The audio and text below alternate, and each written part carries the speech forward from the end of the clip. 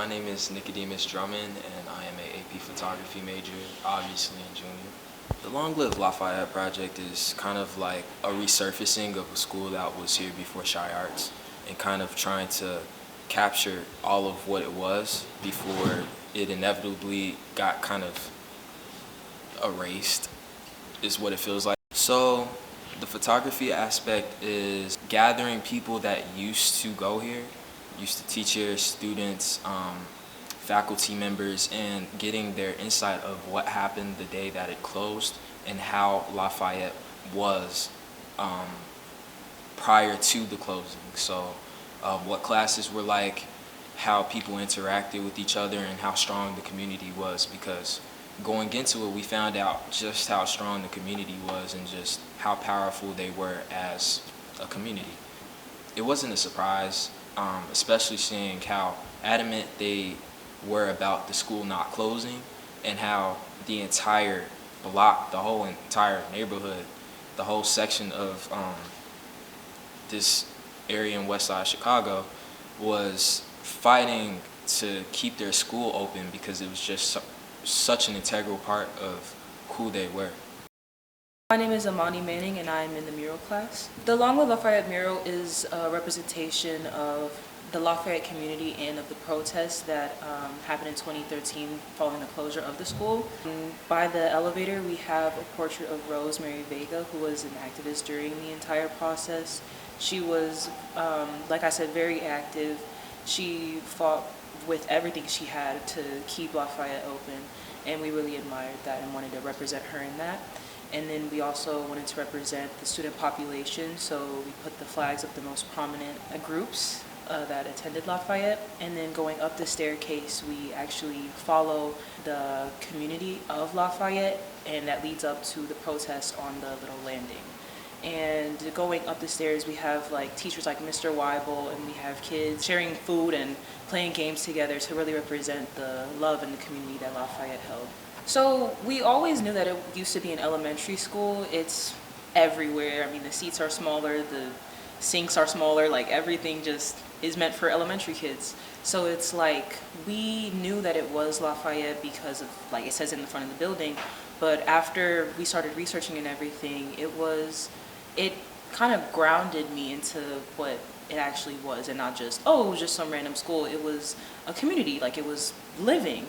And I really believe that. Like I feel like Lafayette was really just alive before we got here, and I feel like after researching everything, it's like that just became more and more apparent that it really was a family, and it really was like all these people who cared and loved this space. So we just wanted to honor that, and I feel like we know what happened, but it's like getting those firsthand accounts of what it was is just way different. So it's like it really changed my perspective on seeing it as just the elementary school that used to be here to like the life that still is here. My name is Tevence. I'm a photo major at ChiArts. I feel connected to this project because when I was younger, I was going to school. I was in like kindergarten, going to the first grade, and my school got closed down due to the mayor just closing down a lot of schools in black and brown neighborhoods. And, you know, I was scared. I didn't know nobody at my new school, going straight into first grade. Like for the first few months, it was hard because like I didn't know nobody, and it just felt like somebody took my school away from me. And all the staff I knew was gone, all my friends was gone.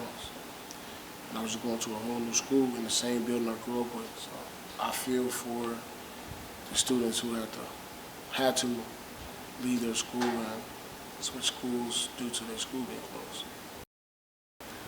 My name is Andrea Gonzales. I'm a sophomore visual artist, and my mom went to Lafayette School in the 90s. She described Lafayette to be a very strong, well-built community. They're very involved with each other's lives and just helping each other, and in the rough situation.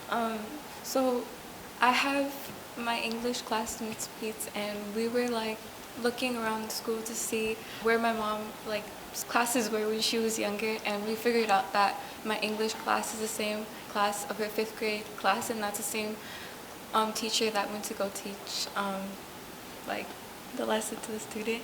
She also like shared some like very like strong memories about her going up and down like the railing in the courtyard, and how she used to travel up there for her daily attendance. Like they would always go up there into like if there was a classroom that had the fire escape was, like the students were always like dismissed from there. She also like shared that she also that's the same classroom where she got told that Selena had died, and it was like very heartbreaking for all of them because they were all like really like huge supporters, and they heard on like the radio station. Yeah, it was really emotional time for her, but yeah. I am Mr. Lentz, and I am the AP and first year photography teacher at ChiArts. The purpose of the Lafayette project and what motivated me to do it as a student-led project with my class is to really preserve the history of Lafayette, of a 130-year-old building that we exist in every day as ChiArts, and to preserve and honor the history of the neighborhood and the ecosystem that Lafayette was. I think every aspect of this project, from interviews to hearing stories through email, through phone calls, and trying to preserve and collect these stories, is Lafayette was a world within the community, and a community within the community as people from Lafayette have described it. And we owe it to the community to celebrate that history and the beauty that was Lafayette, through whether it was through its music program, through the teachers that were there for decades and still teach at Chopin in the neighborhood and value the growth of young people in Humboldt Park and young people in Chicago. So the purpose of the project is really just to honor that.